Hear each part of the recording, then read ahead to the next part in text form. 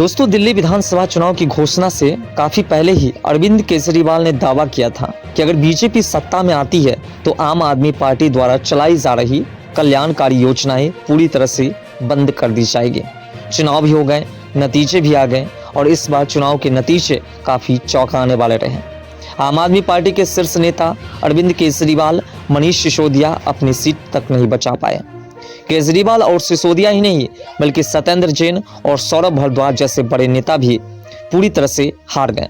करीब एक दशक से दिल्ली की सत्ता पर काबिज आम आदमी पार्टी के लिए काफी बड़ा झटका रहा। भारतीय जनता पार्टी सरकार बनाने जा रही है। अब दिल्ली की जनता केजरीवाल के उन वादों पर नजर गड़ाए हुए हैं जिनके दम पर आम आदमी पार्टी इतने लंबे समय तक सरकार बनाने में कामयाब रही। क्या बीजेपी की विधानसभा चुनाव जीतते ही और सत्ता संभालते ही बिजली और पानी के बिल आने शुरू हो जाएंगे? क्या अरविंद केजरीवाल के जो स्कीम थी उसे बीजेपी बंद कर देगी? अब आम आदमी पार्टी की मुफ्त बीज योजना का क्या होगा? आज के इस वीडियो में इन सभी मुद्दा पर चर्चा करेंगे और साथ साथ जो बीजेपी नई स्कीम योजना शुरू कर रही है उस पर भी चर्चा करेंगे। दरअसल बात है कि जब दिल्ली में आम आदमी पार्टी सत्ता में आई तो उसने ऐसे प्रयोग किए जो भारतीय राजनीति के इतिहास में अब तक नहीं हुए थे। मुफ्त बिजली, मुफ्त पानी, मुफ्त शिक्षा से लेकर के मुफ्त चिकित्सा सुविधा तक पार्टी ने इस योजनाओं पर खूब पैसा खर्च किया। भारतीय जनता पार्टी ने ऐसी योजनाओं को मुफ्त बीज कह करके विरोध किया। दिल्ली चुनाव में भी इन योजनाओं को मुद्दा बनाया गया। इसके बाद आम आदमी पार्टी ने दावा किया कि अगर भाजपा सत्ता में आई तो ऐसी योजनाओं को बंद कर दिया जाएगा। अरविंद केजरीवाल ने इन मुफ्त बीज योजना के आधार पर जनता के बीच भाजपा के लिए खिलाफ डर का माहौल बनाने की खूब कोशिश की। दिल्ली विधानसभा चुनाव में आम आदमी पार्टी की योजनाएं इस कदर मुद्दा बनी कि खुद प्रधानमंत्री नरेंद्र मोदी को आगे आना पड़ा। उन्हें चुनाव प्रचार के दौरान मंच से घोषणा करनी पड़ी कि अगर भाजपा सरकार बनती है तो कोई भी योजना बंद नहीं की जाएगी। यहाँ तक कि भाजपा ने अपने घोषणा पत्र में 300 यूनिट मुफ्त बिजली, गरीब परिवारों को सिलेंडर पर 500 रुपये की सब्सिडी, महिलाओं को 2500 रुपये प्रति माह देने की घोषणा तक कर दी। दरअसल बात है कि अरविंद केजरीवाल द्वारा 200 यूनिट बिजली दी जा रही थी, अब बीजेपी से 300 यूनिट बिजली पर ले जा रही है। वहीं गैस सिलेंडर जो 700 से 900 के आसपास थी उसे अब 500 रुपये में करने जा रही है।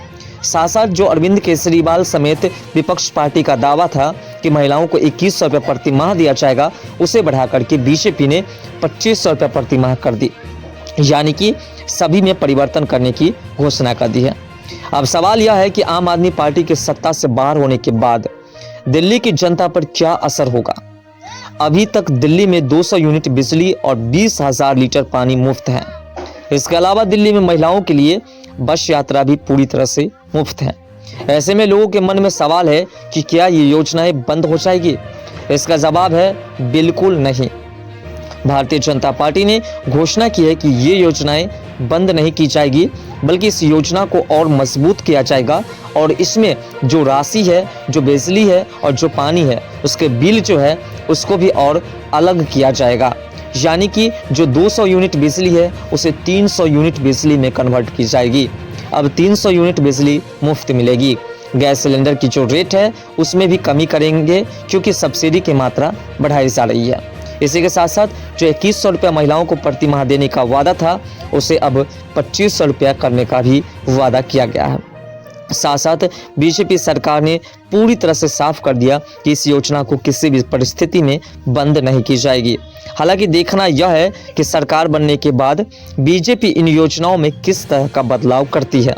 फिलहाल सभी योजनाएं पहले की तरह जारी रहेंगे और ये पूरी तरह से कार्यरत रहेंगे।